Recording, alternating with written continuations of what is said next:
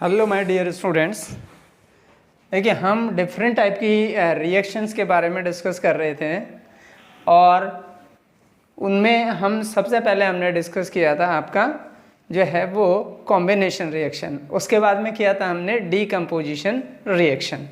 अब इसके बाद में तीसरे नंबर की जो रिएक्शन आती है इसी चैप्टर से रिलेटेड, ये है आपकी डिस्प्लेसमेंट रिएक्शन। कौन सी रिएक्शन है बेटा? Displacement reaction. ठीक है।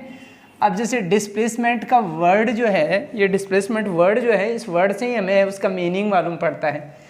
डिस का मतलब होता है हटा देना, प्लेस से हटा देना। डिस्प्लेस का मतलब होता है उस एक एलिमेंट को उसके जो ओरिजिनल प्लेस है उससे उसको हटा देना, उसको हम कहते हैं डिस्प्लेस कर देना।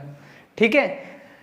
और ऐसी रिएक्शन जिसके अंदर एक ज़्यादा रिएक्टिव एलिमेंट है वो कम रिएक्टिव एलिमेंट को अपने प्लेस से रिमूव कर देता है या हटा देता है, उसको हम क्या कहते हैं? Displacement reaction.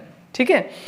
अब देखिए, सबसे पहले हमें ये पता होना चाहिए कि कौन सा एलिमेंट कौन से एलिमेंट को है वो डिस्प्लेस कर सकता है। अगर हमको ये पता नहीं हो कि कौन किससे ज़्यादा है, वो स्ट्रोंग है, ठीक है, तब तक तो हमें वो इस रिएक्शन को समझ ही नहीं सकते। तो देखिए, कौन किससे ज़्यादा रिएक्टिव है ये समझने के लिए हमारे पास एक छोटी सी लिस्ट है जिसको हम कहते हैं रिएक्टिविटी सीरीज़ की लिस्ट। ये रिएक्टिविटी सीरीज़ की लिस्ट है आपके। देखिए, ये है रिएक्टिविटी सीरीज़। ठीक है। सिंपल सी सीरीज़ है, बहुत ज़्यादा एलिमेंट्स हम इसमें नहीं काउंट कर रहे हैं, ज़्यादा नहीं ले रहे हैं, बहुत लिमिटेड एलिमेंट्स को हम इसमें ले रहे हैं। ठीक है। देखिए, ये है के कल, बाबा, नाना, कार, मांगे, अल्टो, जैन, फरारी, पाबे, है, क्यों, हाजी, एजी, एयू, पीटी। देखिए, ये मैंने इसको इस तरह से बोला है जिस तरह से, ठीक है, कि ये एक्चुअल में ये एलिमेंट्स के सिंबल्स हैं और इन सिंबल्स को मैंने एक अलग तरीके से आपके सामने है वो बोला है। ठीक है। ये पोटेशियम है, बेरियम है, सोडियम है, कैल्शियम, मैग्नीशियम, एल्यूमिनियम, ये तो सब आप जानते ही हैं कि कौन से एलिमेंट हैं। बट इनकी रिएक्टिविटी क्या है? ये सबसे मोस्ट रिएक्टिव एलिमेंट है। कौन सा? पोटेशियम। पोटेशियम है वो है मोस्ट रिएक्टिव एलिमेंट है। ये सबसे ज़्यादा रिएक्टिव एलिमेंट है। ठीक है। इसके बाद में जो है वो हम आ जाएं सबसे नीचे, तो ये जो है वो लीस्ट रिएक्टिव एलिमेंट है, लीस्ट रिएक्टिव एलिमेंट है। ठीक है। तो इनकी रिएक्टिविटी देखिए इस तरह से कि जैसे हमें वो डाउनवर्ड आएंगे, नीचे की तरफ आएंगे, तो इनकी रिएक्टिविटी धीरे धीरे क्या हो जाएगी? डिक्रीज होगी। तो रिएक्टिविटी यहाँ पे डिक्रीज हो रही है। क्या हो रही है? यहाँ पे डिक्रीज हो रही है। ठीक है। और अगर जैसे हम ऊपर जाएंगे, हाँ, प्लेटिनम से ऊपर की तरफ जाएंगे, जैसे मान लीजिए प्लेटिनम से ऊपर चले गए, जाते गए, ठीक है, पोटेशियम तक पहुँचे, तो यहाँ पे रिएक्टिविटी इनकी क्या होती है? यहाँ पे रिएक्टिविटी होती है वो इंक्रीज होती है। तो देखिए, रिएक्टिविटी जो है वो किसी भी एलिमेंट की, हाँ, यहाँ पे इस सीरीज़ के अकॉर्डिंग ऊपर से नीचे आएंगे तो डिक्रीज होगी और नीचे से ऊपर जाएंगे तो क्या होगी? क्या होगी? इंक्रीज होगी, है ना। अब रिएक्टिविटी के बेस पे ही ये रिएक्शंस होती हैं आपकी डिस्प्लेसमेंट रिएक्शन। जैसे देखिए आप कि हमने एक एग्जांपल लिया, यहाँ पे हमने लिया कि कैल्शियम कार्बोनेट है। ठीक है। कैल्शियम कार्बोनेट को हमने रिएक्शन कराया इसके अंदर एल्यूमिनियम से और हमने लिख दिया एल्यूमिनियम कार्बोनेट Al2CO3 थ्राइस। ठीक है। हमने लिख दिया एल्यूमिनियम कार्बोनेट Al2CO3 थ्राइस। ठीक है। और प्लस लिख दिया हमने कैल्शियम।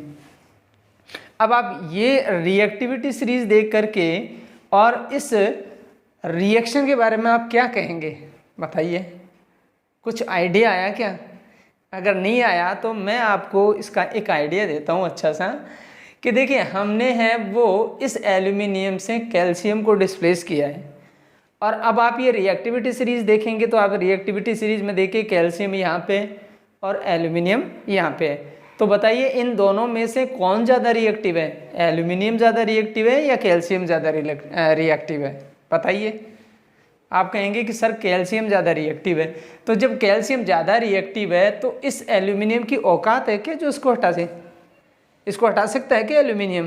बताइए, नहीं हटा सकता ना, नहीं हटा सकता।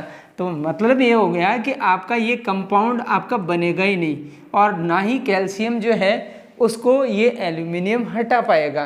तो यहाँ रिएक्शन तो पॉसिबल ही नहीं है, ठीक है। क्यों? क्योंकि हियर जो है वो calcium is more reactive than aluminium, calcium तो ज़्यादा रिएक्टिव एल्यूमिनियम से। तो ये तो यहाँ तो डिस्प्लेसमेंट तो पॉसिबल किसी भी सूरत में नहीं है ना। अगर हम इसी रिएक्शन को थोड़ा चेंज कर दें, हमने लिख दिया बोले एल्यूमिनियम कार्बोनेट है Al2CO3 थ्राइस, हमने लिख दिया यहाँ पे एल्यूमिनियम कार्बोनेट, और यहाँ पे लिख दिया हमने कैल्शियम, और हमने इसको लिख दिया कि CaCO3 बन गया ये, और ये एल्यूमिनियम डिस्प्लेस हो गया। हालांकि ये रिएक्शन मैंने बैलेंस नहीं किया आपके सामने, ठीक है। बैलेंस भी कर सकते हैं, इसको किस तरह से बैलेंस करना है, ऐसे बैलेंस कर सकते हैं। यहाँ पे 3 लिख दिया, कैल्शियम के 3 मॉलिक्यूल्स हो गए, एल्यूमिनियम का यहाँ पे हमने जो है वो 2 लिख दिया, ठीक है। यहाँ पे 2 लिख दिया, और यहाँ पे कैल्शियम की जगह यहाँ पे क्या लिख दिया हमने, यहाँ पे 3 लिख दिया। तो ये रिएक्शन भी आपके लिए बैलेंस हो गई। अब आप देखिए, ये रिएक्शन तो रॉन्ग थी, लेकिन क्या ये भी रिएक्शन रॉन्ग है? तो आप कहेंगे कि नहीं सर, ये तो रिएक्शन सही है। क्यों? क्योंकि calcium is more reactive than aluminium, calcium ज़्यादा रिएक्टिव एल्यूमिनियम से। तो ये कैल्शियम इस एल्यूमिनियम को सर डिस्प्लेस कर देगा, इसलिए ये रिएक्शन है वो बिल्कुल सही है। तो बच्चों तुम बिल्कुल सही हो। क्यों? क्योंकि यहाँ पे इस रिएक्टिविटी सीरीज के बेस पे हम जो है वो इसको क्लियर कर सकते हैं कि the element which is more reactive can displace the less reactive element from its salt solution. उसके सॉल्ट सॉल्यूशन में से एक मोर रिएक्टिव एलिमेंट है, वो लेस रिएक्टिव एलिमेंट को क्या कर सकता है, डिस्प्लेस कर सकता है। तो अच्छे से समझ में आ गई डिस्प्लेसमेंट रिएक्शन। कौन किसको डिस्प्लेस कर सकता है? एक मोर रिएक्टिव एलिमेंट, किसको? लेस रिएक्टिव एलिमेंट को कर सकता है ना, बिल्कुल। तो यही है आपकी डिस्प्लेसमेंट रिएक्शन। तो अगर इसको हम डिफाइन करना चाहें तो हम ऐसे कर सकते हैं कि इन दीज रिएक्शंस, ये जो रिएक्शंस है, इन दीज रिएक्शंस जो है वो मोर रिएक्टिव एलिमेंट, ठीक है, element can displace less reactive element, ठीक है, लेस रिएक्टिव एलिमेंट को ये डिस्प्लेस कर सकता है, ठीक है। तो ये आपके समझ में आ गया। अब जैसे मान लीजिए कोई भी अगर फेर बदल करके आपसे पूछे कि बताइए ये रिएक्शन है वो सही है या गलत है, या पॉसिबल है या नहीं है, तो आप इस रिएक्टिविटी सीरीज़ के बेस पे इसको आप बता सकते हैं। रिएक्टिविटी सीरीज़ को लर्न करने का बहुत सिंपल सा एक मेथड है, ठीक है। ये मेथड ये है कि या तो आप उसको इसी तरह से लर्न कर लीजिए जैसे मैंने लिखा है कि पोटेशियम के बाद में बेरियम है, बेरियम के बाद में sodium, calcium, magnesium, aluminium, zinc, iron, lead, या तो इसी तरह से लर्न कर लीजिए।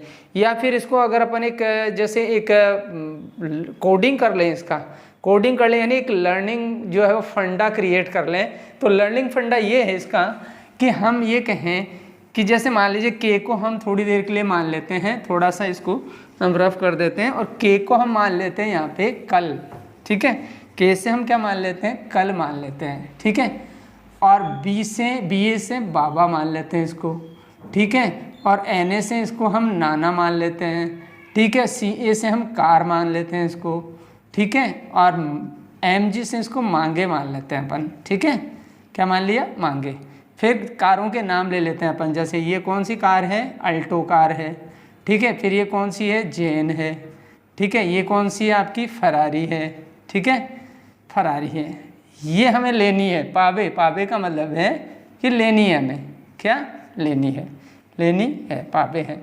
फिर ये क्या है, इसको हम क्यों मान लेते हैं भाई, क्यों लेनी है, ठीक है। ये इसको मान लेते हैं भाई हाजी मान लेते हैं अपन, क्या मान लेते हैं इसको, हाजी मान लेते हैं। इसको एजी मान लेते हैं, ठीक है। इसको हम क्या मान लेते हैं, ए यू मान लेते हैं, ए यू, ठीक है। और इसको पीटी को हम पिटाई मान लेते हैं। अब थोड़ी देर के लिए इसको हम इस तरह से मान लेते हैं। हालांकि ऐसा कोई वो सिस्टम नहीं है कि इसको इस तरह से मानिए आप, लेकिन ये तो लर्न करने का एक फंडा है, लर्निंग स्टाइल है, ठीक है। कि कल बाबा और नाना मार्केट में क्या खरीदने गए, कार खरीदने गए, कार मांगने गए, मांगने या खरीदने बात ही की है, ठीक है। उन्होंने 3 कारों को जो है वो सिलेक्ट किया, अल्टो, जेन और फरारी को, ठीक है। उन्होंने कहा कि हमें अल्टो, जेन और फरारी में से कोई एक कार पानी है, ठीक है। तो उसके अंदर ऑब्जेक्शन हुआ किसका, बाबा की पत्नी और नाना की पत्नी, बाबा की पत्नी दादी और नाना की पत्नी नानी। उनका ऑब्जेक्शन हुआ कि क्यों खरीद के ला रहे हो, पैसा तो है नहीं, अभी कोरोना काल के अंदर पैसा तो सारा ख़त्म हो गया, ठीक है। तो इन्होंने ये थोड़ा ऊंचा सुनते थे तो ये ज़ोर से बोले, हाँ जी कुछ कहा आपने, ठीक है। तो उन्होंने कहा कि ए जी हाँ सुनो, ऐसी कारें मत खरीदो। तो दोनों ने धमका दिया इन दोनों को, ठीक है।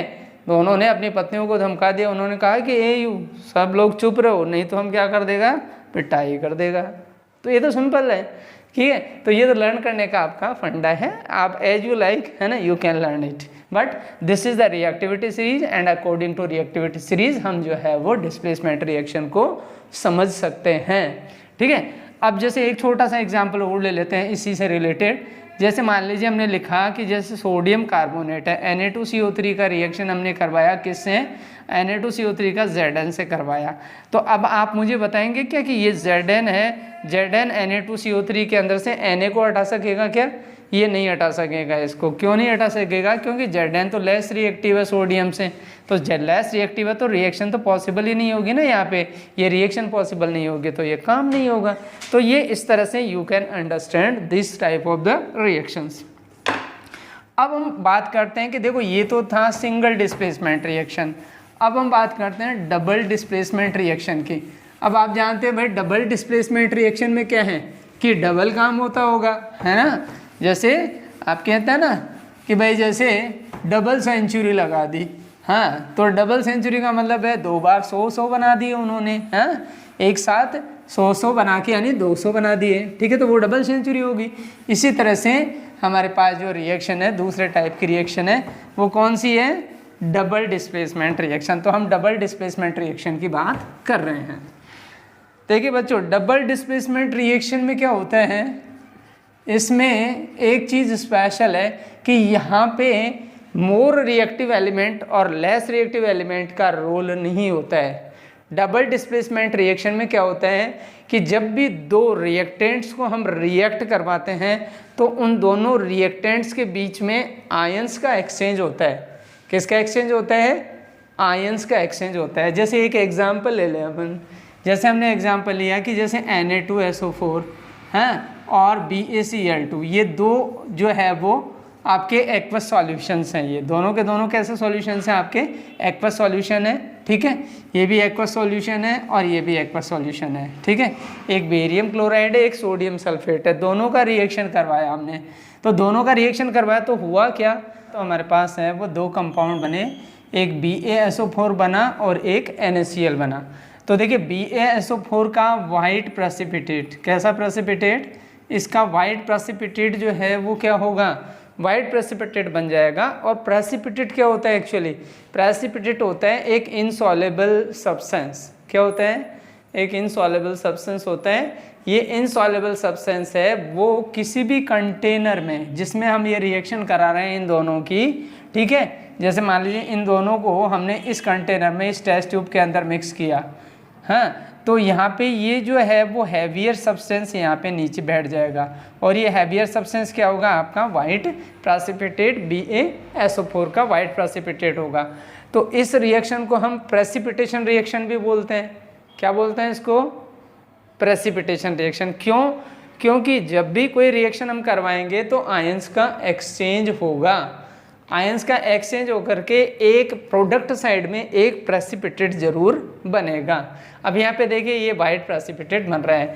दूसरा एग्जांपल हम यहाँ पे ले सकते हैं कि जैसे सिल्वर नाइट्रेट को हमने सोडियम क्लोराइड से रिएक्शन करवाया तो सिल्वर क्लोराइड बन गया और NaNO3 बन गया, ठीक है। यहाँ पे देखिए क्लोरीन जो है, क्लोरीन ने इस नाइट्रेट को यहाँ से हटा दिया और इस नाइट्रेट ने इस क्लोरीन की जगह ले ली, ठीक है।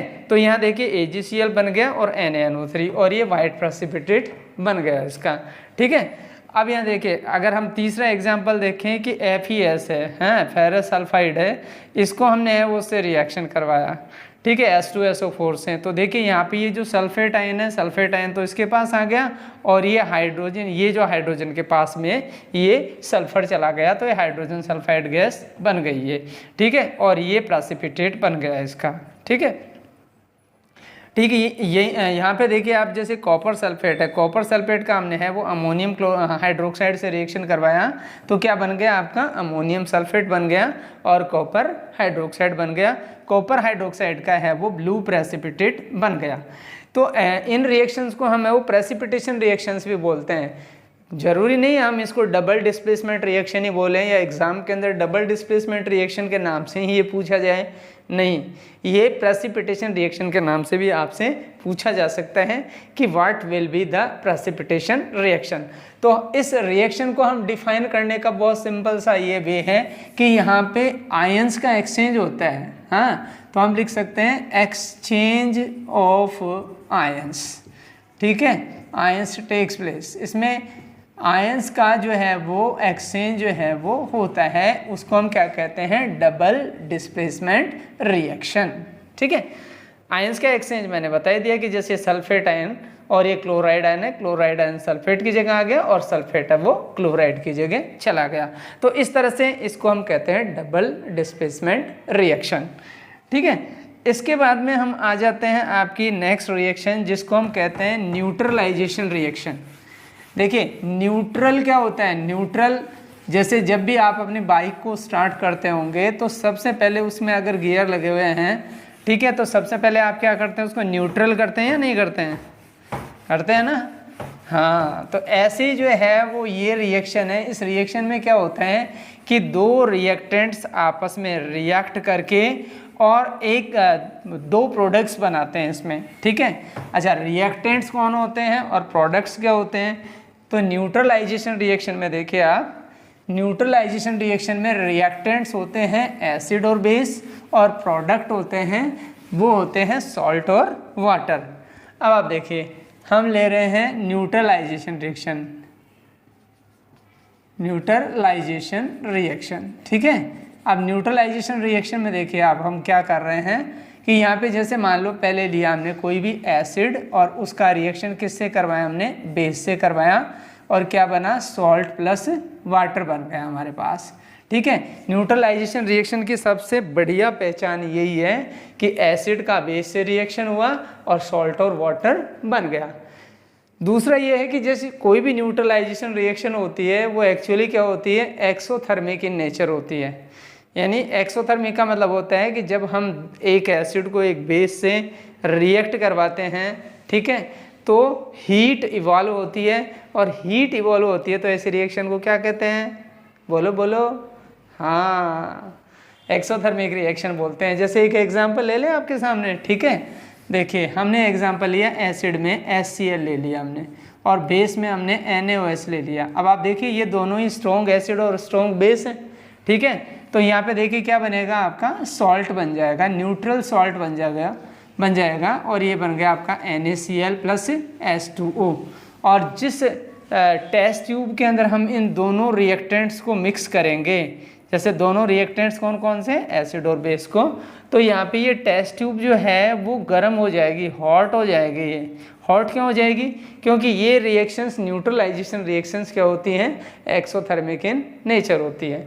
तो किसी भी एसिड का किसी भी बेस के साथ रिएक्शन करवाने से हमें सॉल्ट और वाटर मिलता है, और रिएक्शन को हम कहते हैं न्यूट्रलाइजेशन रिएक्शन। डिफाइन कैसे करेंगे कि when an acid react with a base it gives us salt and water and the reaction is said to be neutralization reaction. ठीक है, और भी एग्जाम्पल, बहुत सारे एग्जाम्पल है, जितने मन चाहो उतने सारे एग्जाम्पल्स आप ले सकते हो। ये तो बस आपकी एबिलिटी पे डिपेंड करता है। जैसे हमने H2SO4 ले लिया, ठीक है, H2SO4 का हमने Ca जो है वो OH ट्वाइस से रिएक्शन कराया, कैल्शियम हाइड्रोक्साइड से हमने रिएक्शन करवाया इसका। तो अब जब कैल्शियम हाइड्रोक्साइड से रिएक्शन कराएंगे तो क्या बन जाएगा, CaSO4 बन जाएगा और वाटर बन जाएगा इसके अंदर। देखिए रिएक्शन जो है वो अगर बैलेंस नहीं होती तो उसको हम बैलेंस भी कर देते हैं। जैसे यहाँ पे हम 2 लिख देंगे तो ये रिएक्शन क्या हो जाएगी आपकी बैलेंस हो जाएगी। यहाँ पे देखिए ये सल्फ्यूरिक एसिड है, यह कैल्शियम हाइड्रोक्साइड है, एक एसिड है, एक बेस है और एक बन गया आपके सॉल्ट और वाटर बन गया। तो इन रिएक्शंस को हम क्या कहते हैं, क्या कहते हैं, न्यूट्रलाइजेशन रिएक्शंस बोलते हैं इनको, है ना, न्यूट्रलाइजेशन रिएक्शंस बोलते हैं।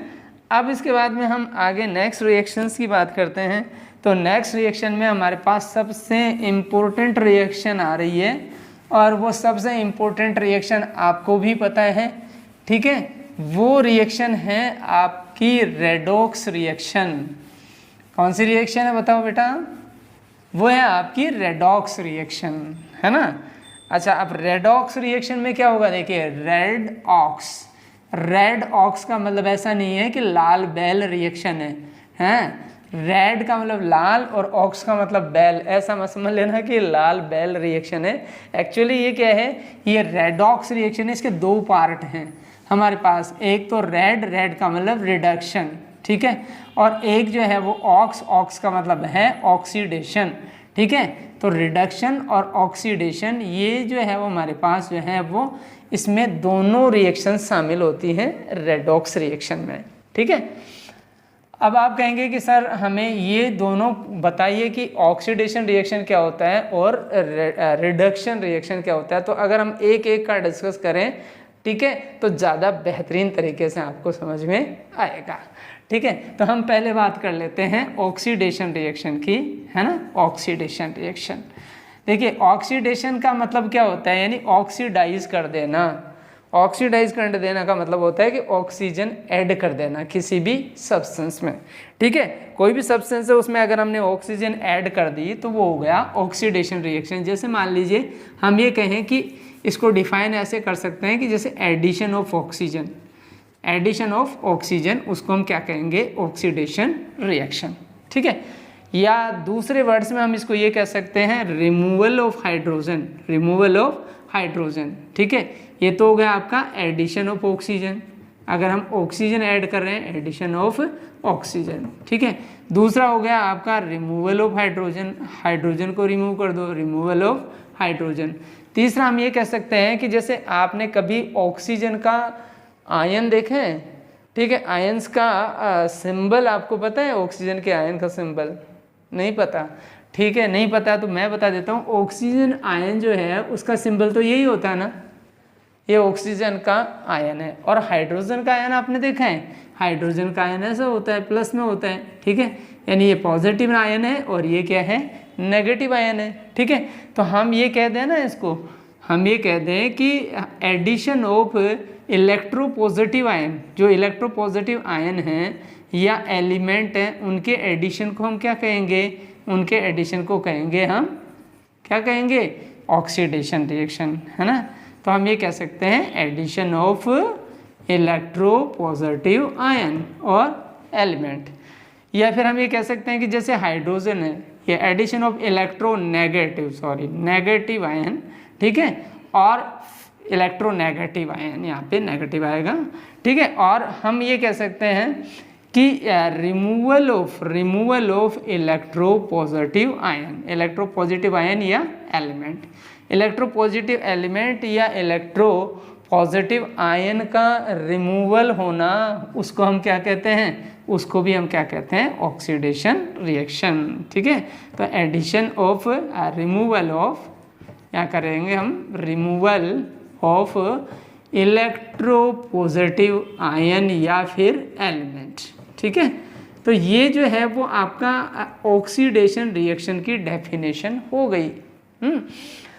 अब जैसे कुछ इसके चंद एग्जाम्पल्स हम ले लें, अगर कुछ एग्जाम्पल्स अगर हम इसमें शामिल कर लें, ठीक है, तो देखिए कुछ शामिल किए हुए एग्जाम्पल्स में जैसे मान लीजिए हम कह रहे हैं भाई ऑक्सीजन का एडिशन, ठीक है। तो जैसे हम कहें एग्जाम्पल में कि जैसे C+O2 इज इक्वल टू क्या होता है, CO2, यहाँ पे कौन ऐड हो रहा है, हाँ, यहाँ पे एडिशन हो रहा है ऑक्सीजन का, तो इसका मतलब क्या हो गया, ये ऑक्सीडेशन रिएक्शन हो गई, ठीक है। अच्छा, अब रिमूवल ऑफ हाइड्रोजन है, अब जैसे मान लीजिए हमने यहाँ पे H2S है, ठीक है, H2S है, H2S के अंदर जैसे मान लीजिए इसको हमने क्या किया, H2S को हीट किया हमने, हाँ हीट किया तो इसके अंदर देखिए सल्फर अलग हो गई, हाइड्रोजन अलग हो गई, इसके अंदर हाइड्रोजन इसमें से रिमूव हो गए, यहाँ से देखिए यहाँ पे, ठीक है, इसमें से जो है वो सल्फर में से हाइड्रोजन क्या हो गई, रिमूव हो गई, ठीक है। तो ये रिमूवल ऑफ हाइड्रोजन हो गया, तो ये भी कौन सा रिएक्शन हो गया, कौन सा हो गया, हाँ ठीक है। तो ये हो गया आपका जो है वो ऑक्सीडेशन रिएक्शन, ठीक है।